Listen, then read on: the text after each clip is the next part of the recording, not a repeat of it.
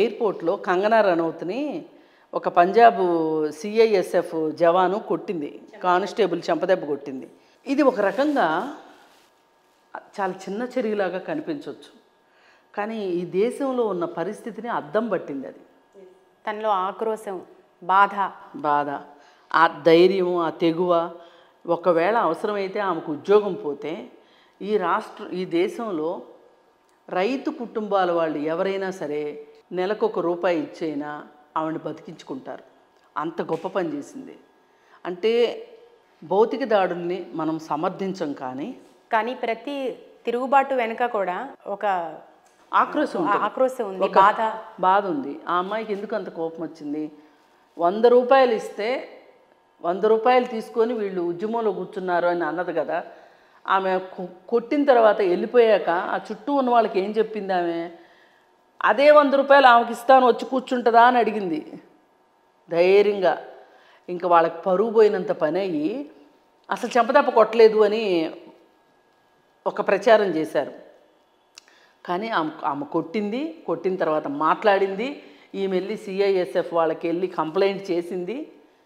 ఆమె మీద కేసు నమోదైంది. అయినా పర్లేదంటుంది.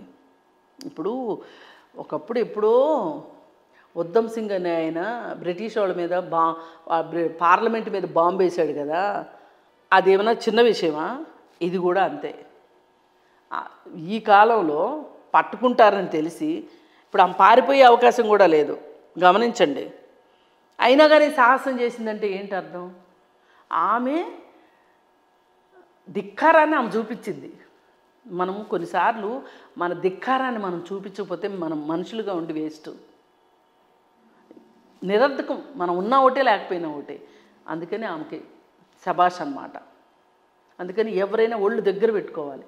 ఇప్పుడు ఇది ఒక హెచ్చరిక, ఇవాళ సమాజం నుంచి వచ్చిన హెచ్చరిక. ఎవరైనా సరే ఇలాగే మాట్లాడితే ఇలాగే ఉంటుందని చెప్పదాన్ని. కోట్ల మంది రైతుల ఆత్మాభిమానానికి ప్రతీకగా ఆమె చర్యని మనం అభివర్ణించవచ్చు. అవును, అందుకే జాగ్రత్త. సో ఇక జనసేన గురించి మాట్లాడుకుంటే పవన్ కళ్యాణ్ ఈ విజయంతో 100కి 100 మార్కులు సంపాదించారని చెప్పుకోవచ్చు. 21 స్థానాలకి 21 గెలుచుకొని నిజంగా పొలిటికల్ పవర్ స్టార్ అయ్యారు ఆయన. సో ఈ విజయంతో ఆయన రాజకీయ భవిష్యత్తుకి ఎట్లాంటి బాటలు వేయొచ్చు అంటారు? ఆయన దీంతో నిలకడగా ఉంది. ఆయన ఇంతకుముందు నాకు రూట్ మ్యాప్ రాలేదు అన్నారు ఒకసారి. కేంద్రం నుంచి, సెంటర్ నుంచి నాకు రూట్ మ్యాప్ రాలేదు అన్నారు. అలాంటి మాటలు మాట్లాడకుండా, వాళ్ళ రూట్ మ్యాప్ల కోసం ఎదురు చూడకుండా తాను ఒక ప్రాంతీయ పార్టీ పెట్టాను, ఆ పార్టీ తరఫున కూటమిలో ఉండి పోటీ చేశాను, 21 స్థానాలకు పోటీ చేస్తే 21 స్థానాలు సంపాదించుకున్నాను అన్నప్పుడు ఆయన మీద ఆయన ఒక బాధ్యత పెట్టుకోవాలి, ఒక నిలకడగా ఉండాలి, పార్టీని కూడా పెంచుకోవటానికి ప్రయత్నం చేయాలి. ఇవాళ స్కోప్ ఉంది ఆంధ్రాలో. ఇప్పుడు వైఎస్ఆర్ కాంగ్రెస్ పార్టీ ఉండదు, ఇక అయిపోయింది. వాళ్ళ కాల పరిమితి అయిపోయింది ఆ పార్టీకి. అయిపోయిన సందర్భంలో అక్కడ బీజేపీ పార్టీ కూడా లేదు ఆంధ్రప్రదేశ్లో.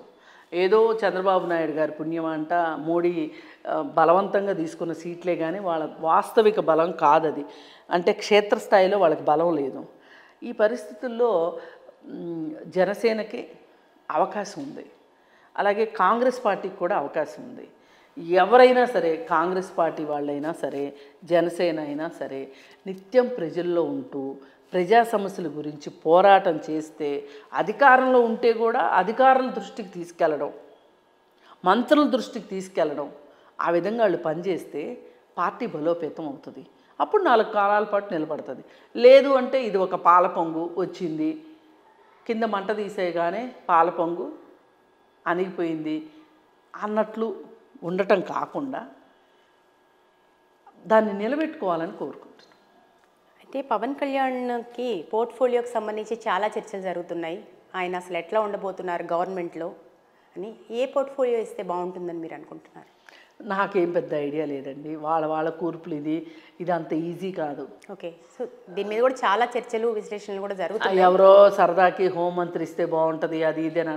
ఇప్పుడు గబ్బర్ సింగ్ సినిమా చేసినంత మాత్రాన నిజ జీవితంలో లా అండ్ ఆర్డర్ని చేతిలో పెట్టుకోవడం అంత ఈజీ ఏం కాదండి. అదంత చిన్న విషయం ఏం కాదు.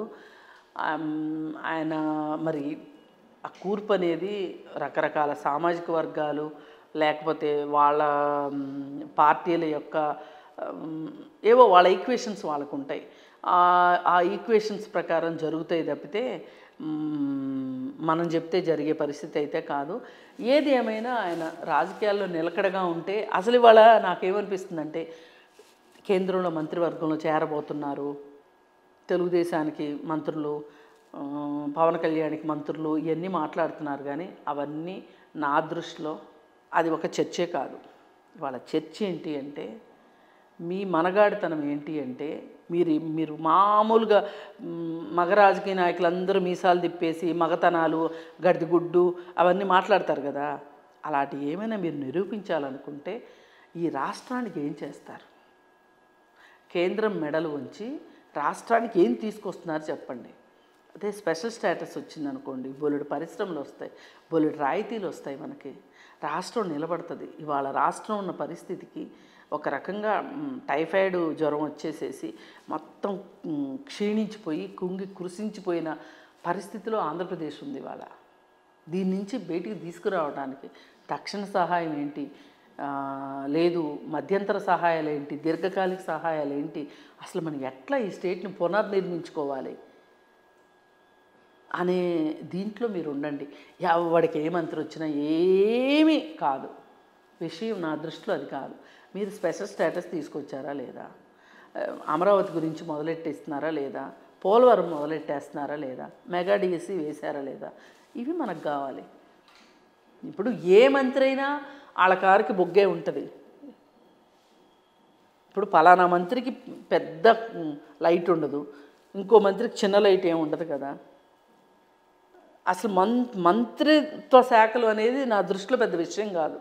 ఓకే అండి, ఫైనల్గా ఒక క్వశ్చన్ ఏంటంటే టీడీపీ జనసేన ఈ రెండింటి మధ్య భవిష్యత్తు ఆంధ్రప్రదేశ్ రాజకీయాలు ఉండబోతున్నాయి. ఇక వైఎస్ఆర్సీపీ అస్తిత్వానికే ప్రమాదం ఏర్పడింది అనే ఒక బలమైన విశ్లేషణ వార్తలు కూడా వినిపిస్తున్నాయి. మీరు ఏకీభవిస్తారా? ఇక్కడ టీఆర్ఎస్ పార్టీ పరిస్థితి ఎలా ఉందో అక్కడ ఆంధ్రప్రదేశ్లో వైఎస్ఆర్ కాంగ్రెస్ పార్టీ పరిస్థితి కూడా అంతే ఉంటుంది. అది రివైవ్ అవ్వడం మట్టుకు అంత ఈజీ అయిన విషయం కాదు.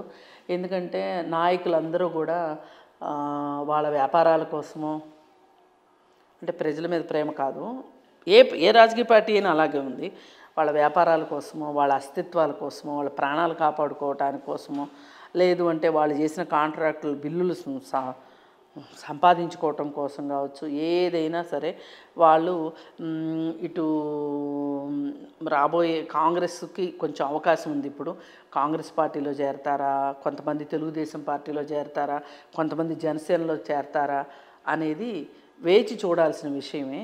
కానీ వైఎస్ఆర్ పార్టీ మటుకు కష్టం రివైవ్ కావటం. ఓకే, కృష్ణకుమారి గారు స్టూడియోకి వచ్చి మీ అనాలిసిస్ అందించినందుకు thank you so much. Thank you.